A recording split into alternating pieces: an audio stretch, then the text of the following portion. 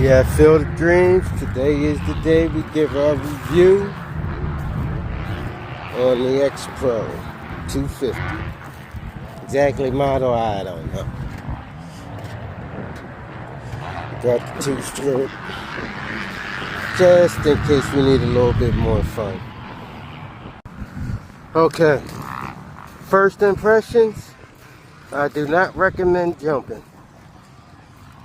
Suspension is extremely soft, not ideal for jumping. Woods, if you can get a good flow going, about third, fourth gear, you can get a good flow going, I think it could be competitive. Maybe not on no pro aspect, but for a beginner looking to get into trail riding, hare scrambles, it's a cheap alternative to getting started.